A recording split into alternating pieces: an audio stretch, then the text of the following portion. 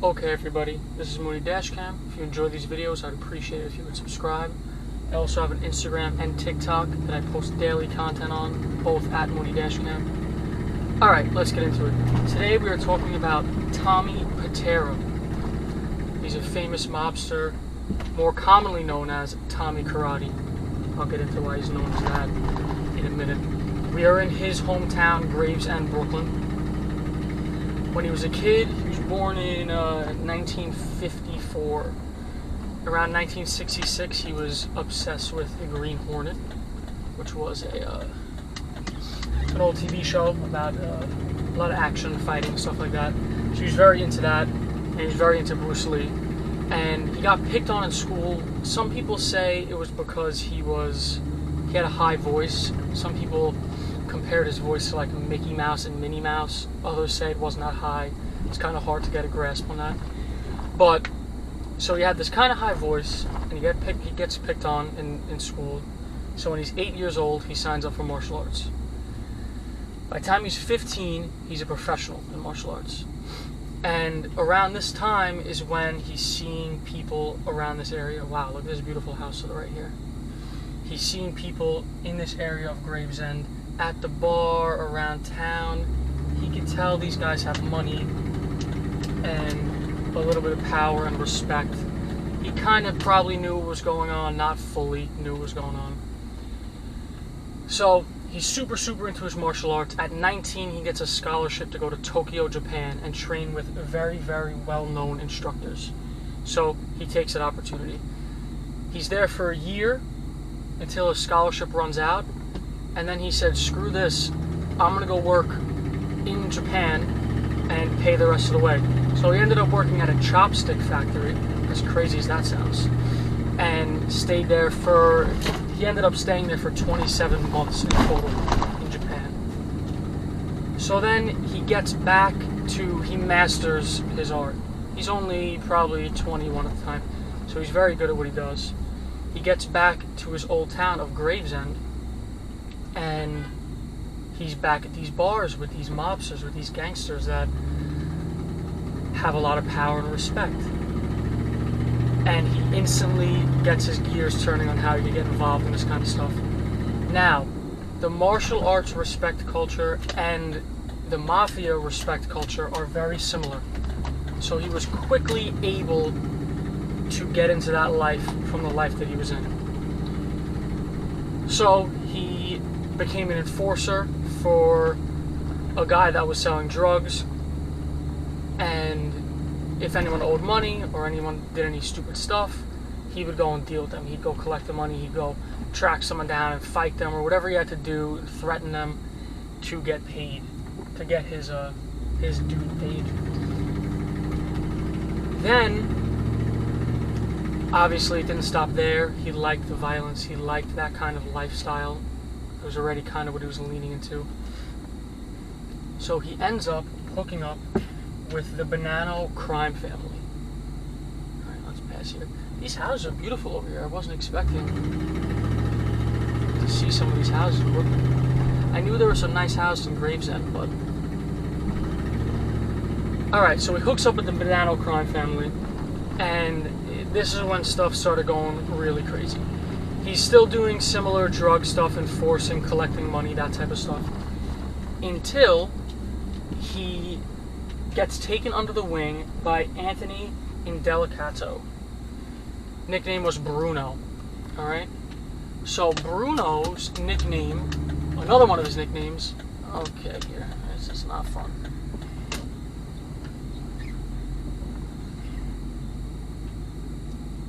Alright, poor slip by.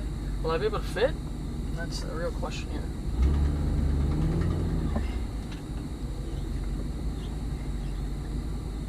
That's what you call a close call, everybody. Against some really nice cars. Not cars you want to scrape and tell your insurance about, I'll tell you that. Alright, where was I? So, Whack, the nickname of the dude who took him under his wing, he gets that nickname because he is a hitman for the mafia, and he doesn't care about whacking somebody, which whacking is like killing someone, if you didn't know. And So obviously, if he's under this guy's wing, the guy taught him all about murder, all about being a hitman, all about being an enforcer for the mafia. Eventually, Whack got hooked on drugs in the 80s and left New York, and then he fell under the wing of Anthony Spiro, who was another big member in the Bonanno crime family, and he became this guy's personal hitman and enforcer. So he's dealing for this dude. Now, some of the crazy stuff that they did... Alright, let's see where I am here.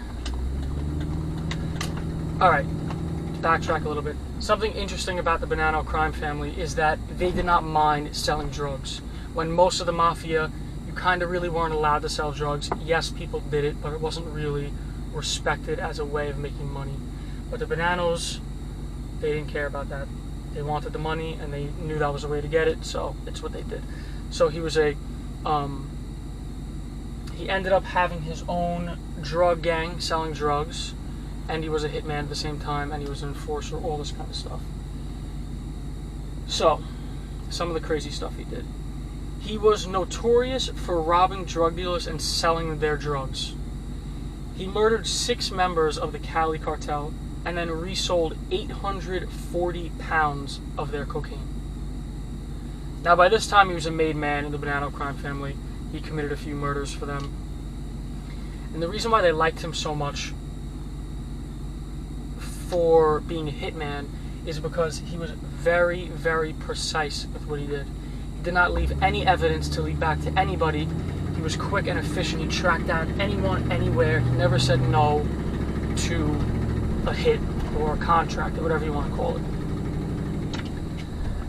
So this is kind of how he made his name as like one of the most feared guys in the mafia. People looked at him like more of a serial killer than even a gangster. It was insane. He would spend, even in the height of his mob career, he would still spend hours a day training martial arts. He did not give that up. So anyone who wanted to fight him, anyone who wanted to do anything like that, he was down for it. He knew he could handle himself. I mean, he's been training martial arts for 30 years at this point. It's insane. Not many people can say that.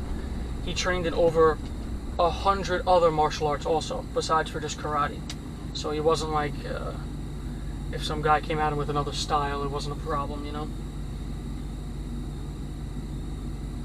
While he was a drug dealer, obviously, he didn't have a lot of tolerance for people paying him late or not paying him.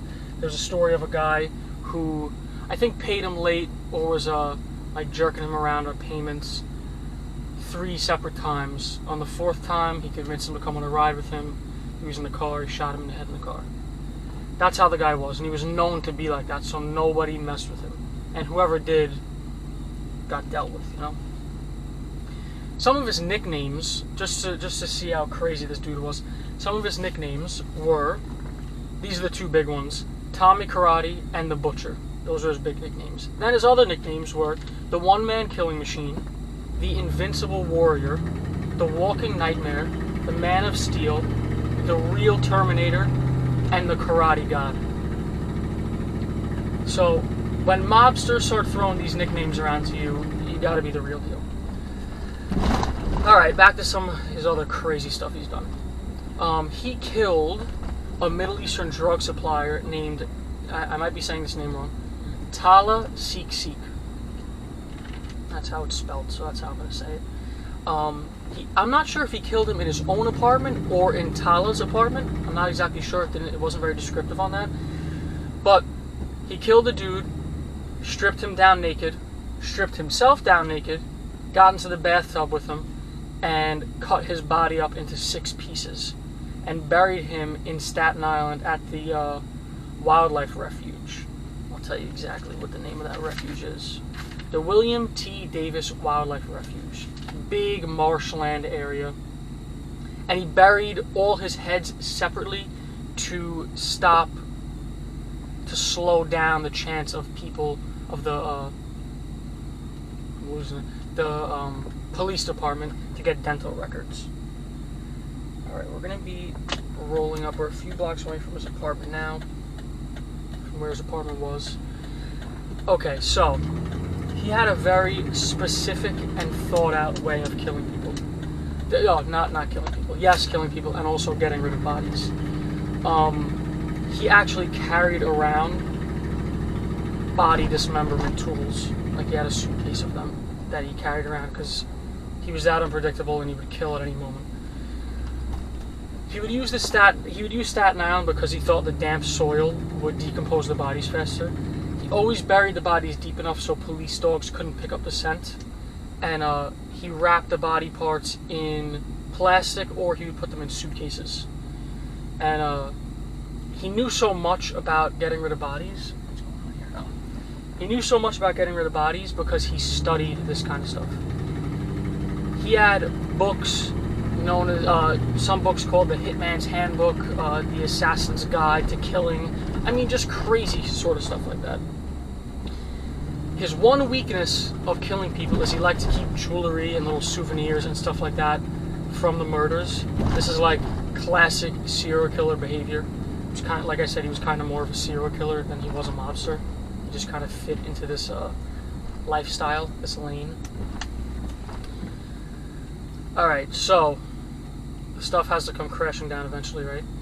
In 1990, on June 4th, he was indicted for having a drug crew and on 7 murders. FBI agents raided his apartment, and they discovered over 60 automatic weapons, knives, swords, and hundreds of books talking about assassination techniques and torturing and dismembering bodies. Alright, that's the apartment that we're going to now. I believe that's the apartment we're going to now. I could not find specifically which apartment that was, but I believe this is the one. It's in Gravesend. At the height of his career, his crew sold around 220 pounds of cocaine a year, multiple kilos of heroin, and hundreds and hundreds of pounds of pot. Then eventually, June 25th, 1992, he was convicted of supervising a massive drug operation and murdering 6 people, and got life in prison, narrowly avoiding the death penalty. He's currently in Allenwood, Pennsylvania, in prison. He's 65 years old right now. Pretty crazy life this guy led, obviously, from what I just read to you. But we're going to shoot over to where his old apartment was in a second here.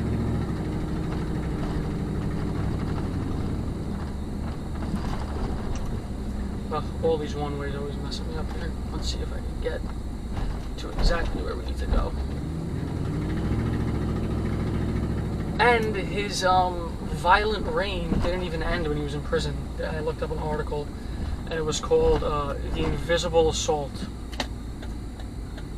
So, someone got assaulted in prison, and he had wounds like he got hit with a metal object.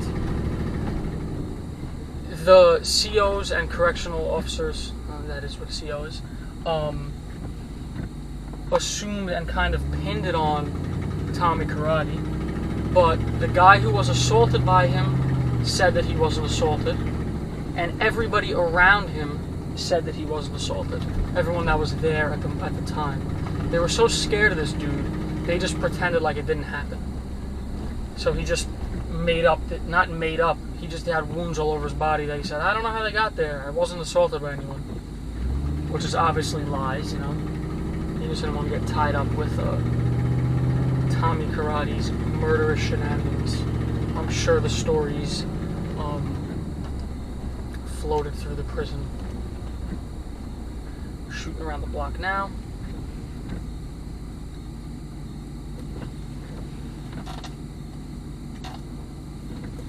So the apartment that we're going to now, the exact address is 2355 East 12th Street in Gravesend, Brooklyn. Wow, I can't believe I forgot to mention this. He started martial arts when he was 8 years old. I might have mentioned that earlier. But the police department suspects him of up to 100 murders. It feels kind of far-fetched for that many murders, and then I kept reading into it. And apparently, he was suspected by the FBI of committing up to 600 murders. As crazy as that is. I mean, 600 murders is insane, but that's what I read. Believe it or not, I don't know. He even went against like one of the mafia's unspoken rules of not killing women. You're not supposed to kill women or children. Actually, if the mafia killed one of the husbands, for the rest of the wife's life, they would pay them. They would give them a monthly or weekly kind of allowance or salary, whatever you want to call it, just to live because they killed their husband. Oh, what an interesting color Tesla. I don't know if the camera picked that up. It was like mint green. But yeah, he actually killed a woman. His wife OD'd, and that was the woman that was doing drugs with her at the time of his wife's death. So he kind of blamed her for that and cut her up and buried her like he did all his other victims. Oh, this is like a perfect spot to pull over.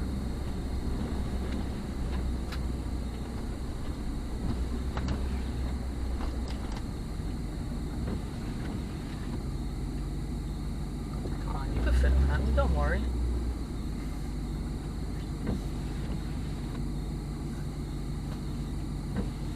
If you don't think you could fit through this space here, come on.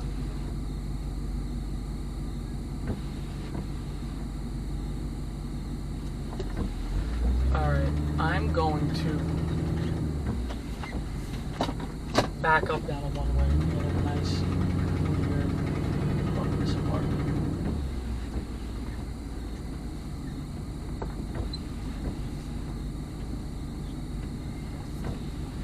This right here is the shot that I saw on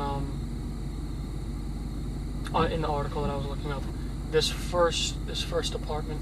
I don't know if that's really his exact apartment, but this building right here was his apartment building. Pretty crazy to think the kind of stuff that went on there.